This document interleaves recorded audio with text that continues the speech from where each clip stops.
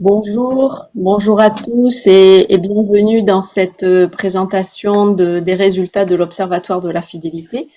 Donc vous êtes nombreux à vous être connectés et peut-être certains sont en train d'arriver.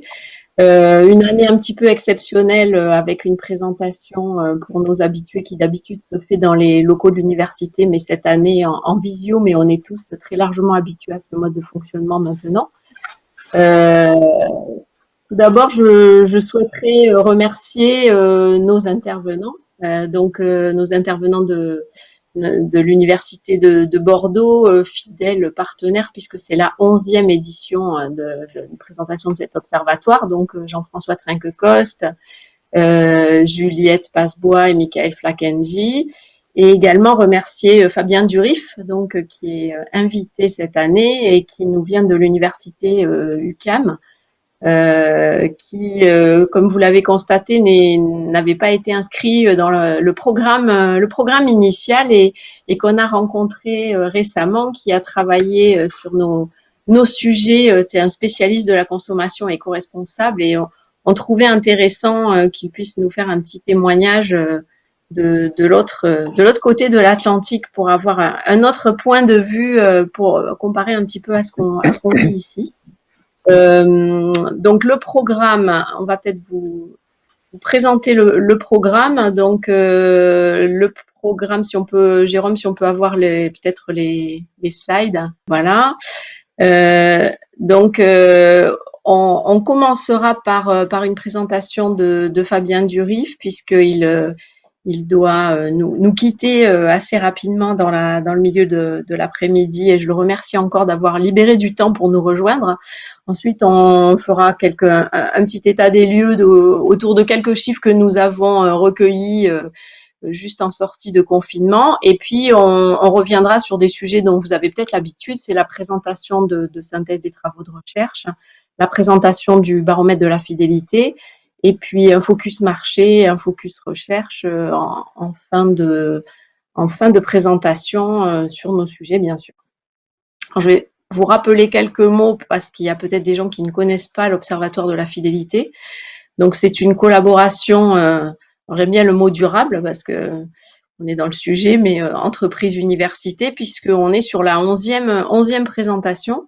Donc, deux partenaires, l'IAE de Bordeaux et son laboratoire de recherche, l'IRGO. Je vais peut-être laisser la parole à Michael, peut-être pour nous dire quelques mots sur notamment le Master 2 Marketing, qui est notre partenaire sur ce sujet. Alors, je vais essayer d'être bref. Bonjour à tous. Donc, le Master Marketing stratégique est destiné à permettre l'acquisition d'une certaine maîtrise opérationnelle et stratégique dans la mise en œuvre de stratégies de communication et de marketing. Et là, notamment, le souci d'essayer de focaliser l'attention des étudiants sur la contribution de la stratégie commerciale à la performance globale de l'entreprise. Alors, il s'agit d'une filière qui est quand même sélective, comme l'attestent les chiffres qui sont présentés dans la slide. Alors, les enseignements sont dispensés sur 2 années. Et comme toute formation universitaire, il y a une partie des enseignements qui sont assurés par des enseignants-chercheurs qui sont spécialisés dans leur domaine d'expertise et qui sont, comme l'a dit Agnès Passot, rattachés au laboratoire de recherche en gestion des organisations, l'IRGO. Et l'autre partie des enseignements est assurée par des professionnels. Alors, par exemple, à titre d'exemple, on a le directeur de la durabilité de Touton qui intervient. On a le directeur du développement de Beauty Success et également, en fait, ils sont nombreux à participer et à faire vivre ce master. Et je tiens à les remercier de permettre aux étudiants de pouvoir s'initier à des projets concrets pour répondre aux attentes des entreprises.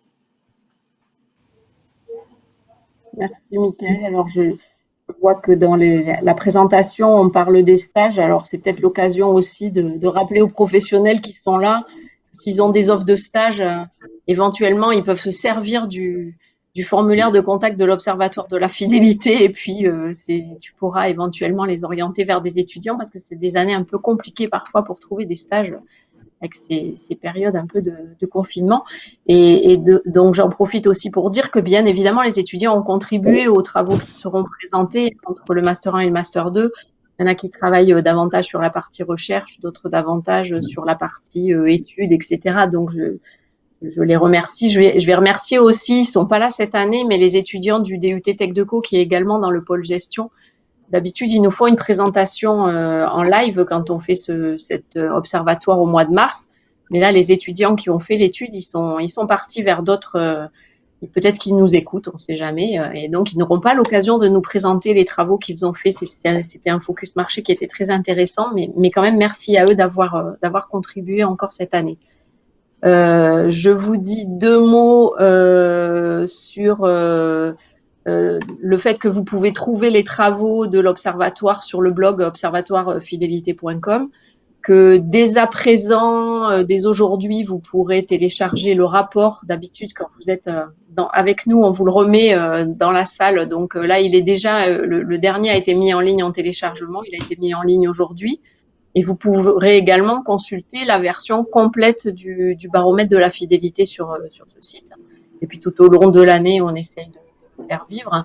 Quelques mots sur Aquitem, puisque nous sommes le second partenaire de cet observatoire. Donc Aquitem, nous sommes une entreprise qui existe depuis une trentaine d'années. Nous travaillons avec des commerçants plutôt des grandes enseignes au travers de la gestion de leurs programmes de fidélisation. Donc, on gère pour eux l'ensemble, bien entendu, de toutes les data clients, mais également toute l'animation qui concerne le plan marketing de relations avec ses clients.